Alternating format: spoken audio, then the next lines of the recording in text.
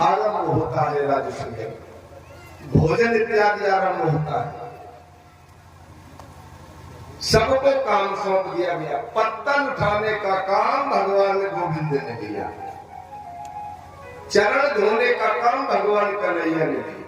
और हम लोग अपनी पत्तल नहीं उठा पाते। इतने बड़े महाराजा चक्रवर्ती हैं। अरे राम जी, हम तो अपने संगियों की भी उठा देते हैं जी। हम अपने संगियों को भी मना कर देते, तुम लोग नहीं उठाना, हम उठा के डालेंगे, झाड़ू हम लगाएंगे। यह कार्य ऐसे कार्य है जो कभी क्षय नहीं होते, नष्ट नहीं होते। इनका पूरा पूरा नंबर मिलता है।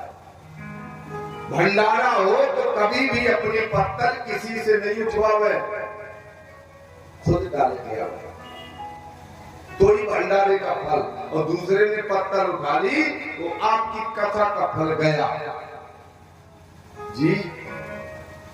अच्छा खाएं, हम उठाएंगे, कभी नहीं होता। घर में भी अगर आप भोजन कर रहे हैं तो अपनी थाली में पानी डाल दो और एक बार फेंक दो और छोड़ दो। जिन्हें की वही छोड़ दी ना, गलत। इंद्रप्रस्थ में आरंभ चल रहा है। इतनी कथा भागवत में है, लेकिन अब द्रौपदी चीरहरण की कथा महाभारत में है। उसको हम जल्दी से बोले दे रहे हैं, उसको स्मरण करें आप। दुर्योधन ने सोचा चलो हम देख लेते इंद्रप्रस्थ कैसा बना। जब देखने लगा तो बड़ी अच्छी कारीगरी थी। जहां जल है वहां थल दिख रहा है, और जहां थल है वहां जल दिख रहा है। जहां दीवार है उसको वहां रास्ता दिख रहा है, और जहां रास्ता है वहां दीवार दिख रही है। 4 प्रकार के अंधे कहे गए, 4 प्रकार। वामन पुराण में 4 प्रकार के अंधे हैं। कौन कौन? एक तो जन्म से अंधा, एक प्रेम में अंधा, एक काम वासना में अंधा, और एक लोभ में अंधा। ये बड़ा खतरनाक है। लोभी जो अंधा होता है उसे न बिटिया दिखाए, न लड़का दिखाए, न पत्नी दिखाए, और खुदा नहीं देखा है। एक है पैजामा में जिंदगी काटते हैं। ये लोभी अंधा है, उसको कुछ दिखता नहीं है। पता नहीं कैसा व्यक्ति होता है, क्या लेके जाओगे, क्या आए हो। जो कर रहे हो ना यही लेके जाओगे, इसको कोई नहीं ले जाएगा। और ये नष्ट नहीं होगा, जो किया है वो भरोगे। जो जस करहि सो तस फल चखा, फल तो चखोगे। द्रौपदी ने देखा ये कर क्या रहा है दुर्योधन। जहां फल है वहां धोती उठा रहा है, पैर धीरे धीरे रख रहा है। बोले अंधस्य पुत्रा अंधा। हमें लगे अंधों के अंधे ही पैदा होते हैं। यद्यपि ये वचन ठीक नहीं थे, लेकिन ये भगवान कन्हैया का आदेश था कि कहो, क्योंकि उनको संरचना करनी थी महाभारत की। बहुत दुख हुआ, लौट गया, राजसूय यज्ञ पूरा हो गया, घर गया।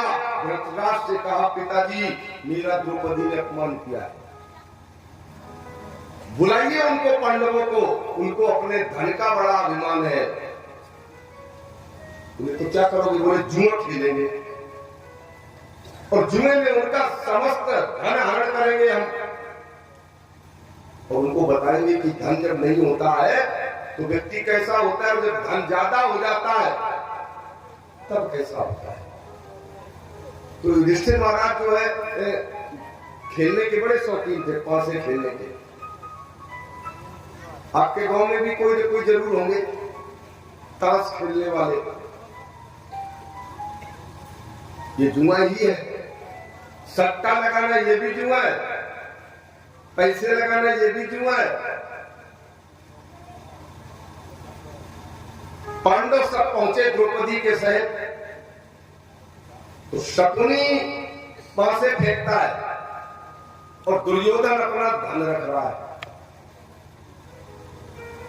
युधिष्ठिर जुआ में इतना मगन हो गए, इन्हें यही पता नहीं, तो इनको लगा मानो हंसी मजाक में हो रहा है।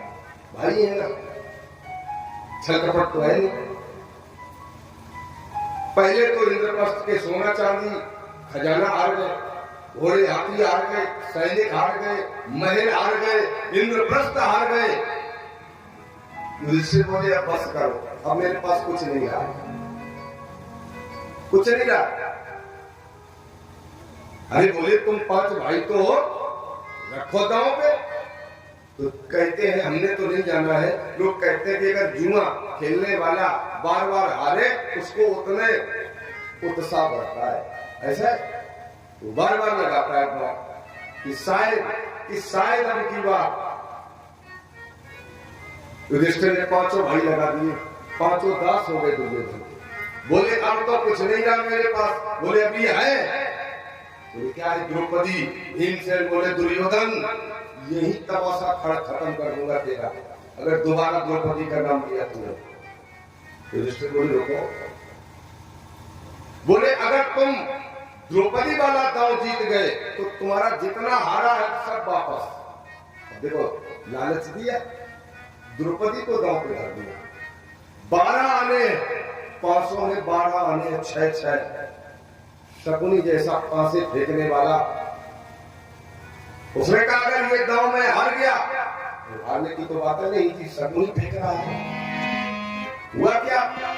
तो फेंका पासा, पासे में ऐसा फांसा जुआरी बन बैठा।